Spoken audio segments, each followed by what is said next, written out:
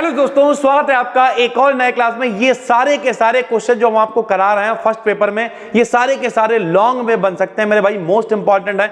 चलिए शुरू करते हैं आज के इस क्लास को। इसमें हम लोग पढ़ने वाले हैं मेरे भाई principle of equi partition of energy. सरल भाषा में कहें इक्वी पार्टीशन मतलब क्या होता है, ऊर्जा सम विभाजन का नियम, यानी समान तरीके से विभाजित होंगी सारी जितनी भी एनर्जी होगी मेरे भाई। ठीक है, तो अब ये नियम क्या कहता है, नाम से ही पता चला भैया, इक्वी पार्टीशन ऑफ एनर्जी यानी ऊर्जा सम विभाजन का नियम का मतलब यह है कि भैया जितनी भी डिग्री ऑफ फ्रीडम होंगी। Sir ji degree of freedom क्या होती है? भैया डिग्री ऑफ फ्रीडम हम आपको बता चुके हैं कि जितनी तरीके से फ्रीली मोशन हो सकता है। कि भैया हमने आपसे कहा था एक पक्षी है, उसे हवा में उड़ा दो, वो लंबाई में भी उड़ेगा, चौड़ाई में भी उड़ेगा, ऊंचाई में भी उड़ेगा, तो उसका डिग्री ऑफ फ्रीडम मेरे भाई कितना होगा? 3 हो जाएगा।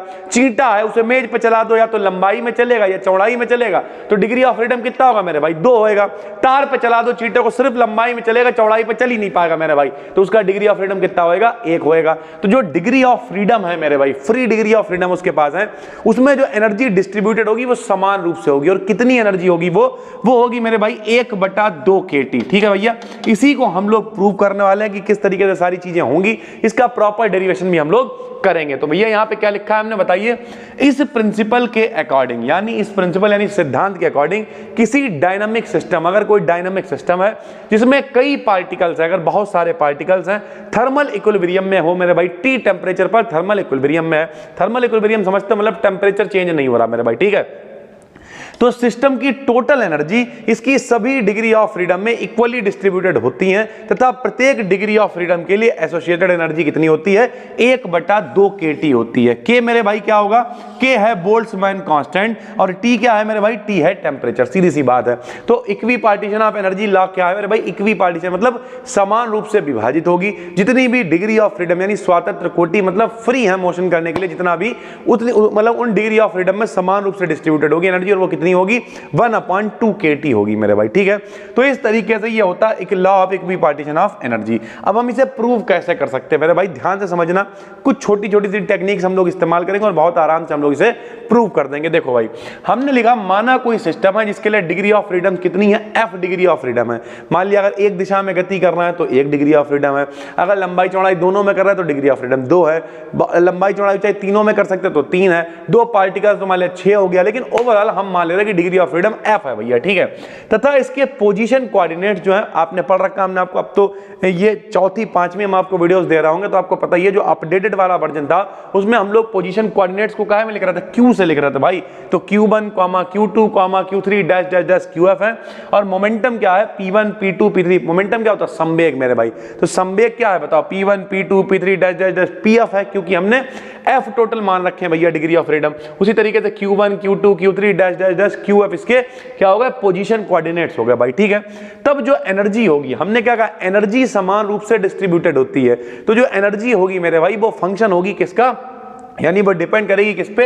एक तो पोजीशन पे डिपेंड करेगी, यानी q1 q2 dash dash dash qf, और कॉमा लगा के मोमेंटम पे p1 p2 dash dash dash pf, इन दोनों पे ये डिपेंड करेगी मेरे भाई। ठीक है, बहुत ही आसान है। फिर देखना, हमने लिखा माना किसी पार्टिकल के लिए मोमेंटम क्या है? pi है।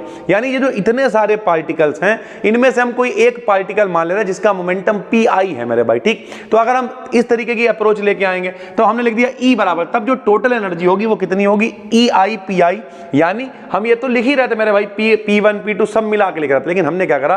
वो जो एक पार्टिकल है उसकी एनर्जी EI PI प्लस जो बचे हुए हैं उन सबको E डैश मान लिया, तो आई वाला अलग लिख लिया मेरे भाई, बचे हुए सारे को ई डैश लिख दिया, तो इन दोनों को जोड़ेंगे तो ये फिर से टोटल एनर्जी हो जाएगी मेरे भाई। ठीक है, यानी इसी को हमने ऐसे लिख लिया है, इसके अंदर आई वाला भी शामिल होगा मेरे भाई, लेकिन डेरिवेशन को हमने करने के लिए इसके अंदर से आई वाले को निकाल के बाहर लिख लिया है, प्लस बचे हुए को ई डैश से लिख दिया, तो ये टोटल एनर्जी मेरे भाई हो जाएगी। अब इस इक्वेशन को हम लोग आगे इस्तेमाल करें उससे पहले आपको समझना पड़ेगा भैया जो काइनेटिक एनर्जी होती है वो ई बराबर हाफ mv² होता है, या फिर भैया संवेग बराबर द्रव्यमान गुणे वेग होता है, तो इसे सॉल्व करके p² भी लिख सकते हैं।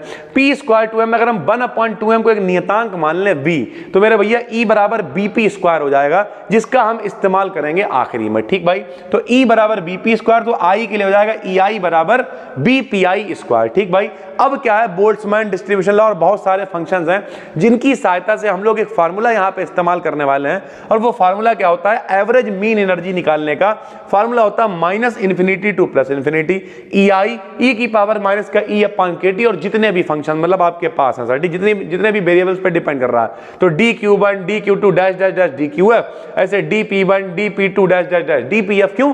क्योंकि इंटीग्रेशन कर रहे हैं मेरे भाई, तो जब इंटीग्रेशन करते हैं तो क्या लिखते हैं पीछे, डी एक्स डी वाई ये सब लिखते हैं ना मेरे भाई, तो वो पीछे लिख दिया, बाकी भाई ई आई ई की पावर माइनस का ई अपॉन के टी हो गया। ठीक भाई, ऐसे ही बटे में आ जाए, ये पूरा फार्मूला है भैया काय का, मीन एनर्जी का फार्मूला है। अब हम लोग इसे थोड़ा सा ठीक करेंगे, कैसे ठीक करेंगे जरा देखना।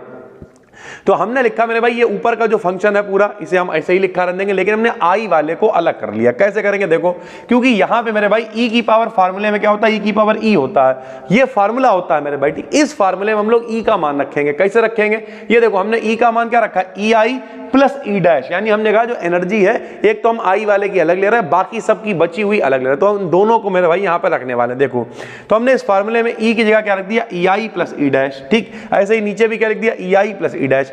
ई आई वाला पोर्शन अलग कर लेंगे, ई डैश वाला पोर्शन अलग कर लेंगे। तो देखो ई आई वाला पोर्शन हमने अलग कर लिया, साथ में डी पी आई लिख दिया। अब sir G D P I कहां से ले आए, तो भैया यहां पे देखो क्या D P one D P two सारे चल रहे हैं ना, तो इसके अंदर डी पी आई भी चल रहा होगा, तो इसके साथ में हमने पी आई यहां पे डी पी आई लिख दिया, बचा हुआ जितना इंतजाम था वो यहां पे लिख दिया ई डैश वाला। ठीक, ऐसे ही मेरे भाई यहां पे भी डी पी आई हमने अलग कर लिया, ई आई वाला पोर्शन, बाकी जो बचा हुआ कंटेंट है वो ई डैश वाला हमने सारा लिख दिया। ये दोनों मेरे भाई सेम हो जाएंगे, ये दोनों कैंसिल हो जाएंगे। ठीक, जब ये दोनों कैंसिल हो जाएंगे तो ये मेरे पास बचा भैया, जो बचा हमने उतार लिया ई आई ई की पावर माइनस का ई आई अपान के टी डी पी आई बटे में ई की पावर माइनस का ई आई अपान के टी डी पी आई। ठीक भाई, ये अपने पास बच गया। अब जब ये बच गया मेरे भाई, तो यहां पे देखो जो ई आई है इसका मान हमने अभी ऊपर निकाला था बी पी आई स्क्वायर। ये देखिए मेरे भाई ई आई का मान कितना निकाला, बी पी आई स्क्वायर। तो इस बी पी आई स्क्वायर को हमने यहां पे पुट कर दिया मेरे भाई। तो ई आई की जगह पे हमने रख दिया बी पी आई स्क्वायर, ऊपर भी नीचे भी सब जगह पे यहां पे पुट कर दिया। जब ये पुट कर दिया तो ये गॉसियन इंटीग्रल की फॉर्म में आ गया। गॉसियन इंटीग्रल की दो कंडीशंस होती हैं।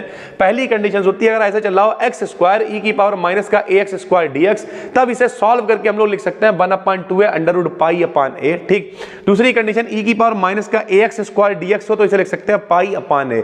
और ये दोनों कंडीशनें बन गई हैं। आप देखो मेरे भाई यहां पर, ये देखो क्या लिखा बताओ, मिलाओ जी क्या लिखा हुआ बताओ। b तो कांस्टेंट है, उसे हम बाहर निकाल लेंगे, b से मतलब नहीं। यहां देखो पी आई स्क्वायर, देखो x स्क्वायर। ठीक, उसके बाद e की पावर माइनस का ए एक्स स्क्वायर, यहां देखो माइनस का बी पी आई स्क्वायर बटे के टी, यहां पे dx है, यहां पे देखो क्या चल रहा था बताओ, पी आई स्क्वायर तो एक्स स्क्वायर, तो एक्स स्क्वायर तो dx लिखा है, पी आई स्क्वायर तो यहां पे डी पी आई लिखा हो। ठीक, यानी दोनों मान बिल्कुल सेम बन गए। ठीक, ऐसे ही अगर आप नीचे वाला मिलाओगे, नीचे वाला मिला लो मेरे भाई, ई की पावर माइनस का बी पी आई स्क्वायर ई की पावर माइनस का ए एक्स स्क्वायर बटे में के टी, तो मतलब पूरा ही मान है माइनस का बी अपन के एक्स, डी पी आई तो यहाँ पे डी एक्स चल रहा है, यानी इनकी जगह पे हम ये वाली वैल्यूज रख सकते हैं मेरे भाई। अब देखो कैसे रखेंगे हम यहाँ पे, तो हमने मान रखा, ऊपर क्या आ गया बी तो कांस्टेंट था बाहर आ गया। अब क्या होता है बताओ, 1/2 तो 1/2 देखो 1/2 और ए की जगह पे क्या चल रहा है, बी अपान के टी चल रहा। देखो भाई फार्मूले में ई की पावर ए है, यहां पे देखो क्या है ई की पावर बी अपान के टी फालतू चल रहा ना, बाकी स्क्वायर तो चल ही रहा है। तो यहां पे क्या चल रहा, बी अपान के टी चल रहा। तो हमने यहां पे मेरे भाई मान रख दिया,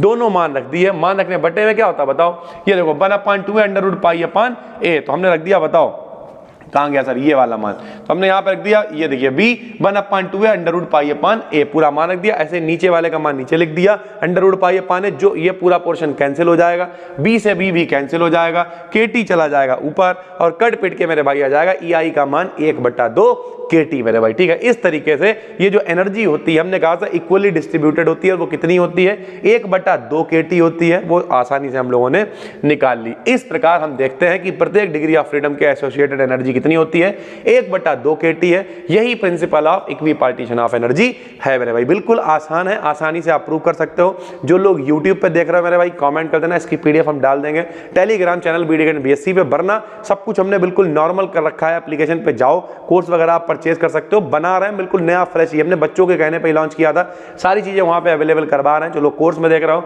ज्यादा से ज्यादा कंटेंट, हमने आपसे वादा किया था 10 तारीख तक बहुत सारा कंटेंट आएगा और उम्मीद करते हैं आपको बहुत सारा कंटेंट दिख रहा होगा। अभी जब हम ये वीडियो शूट कर रहे हैं तो 8 तारीख है, कल मैक्सवेल बोल्ट्जमैन, फर्मी डायराक और ये जितनी भी स्टैटिक्स हैं 3-4 इन्हें बना देंगे। इंसेम्बल्स क्या है, जितनी भी इंपॉर्टेंट चीजें, मतलब 10 तारीख तक लगभग इतना बना देंगे कि सारा इंपॉर्टेंट खेल खत्म हो जाएगा। फिर क्या है, 11 है, 12 है, 13 है, 14, क्योंकि 14 को मैं निकलना है थोड़ा सा बाहर, तो 4 दिन मेरे पास होंगे, तो उसमें हम थर्ड सेमेस्टर से रिलेटेड जो भी रह जाएगा, आपका जो भी रह जाएगा, उन सबको कर करा के 14 तारीख को फिर 3-4 दिन का प्रीमियर लगा के यहाँ से फिर हमें जाना ही पड़ेगा कुल मिला के। फिर 17 के बाद हम लोगों की मुलाकात होगी, जैसा भी आपका पेपर होगा वो हमें अपडेट मिलती रहेगी। 17 तारीख को मुलाकात हो जाएगी। तो उम्मीद करते हैं आपको समझ में आ गया होगा।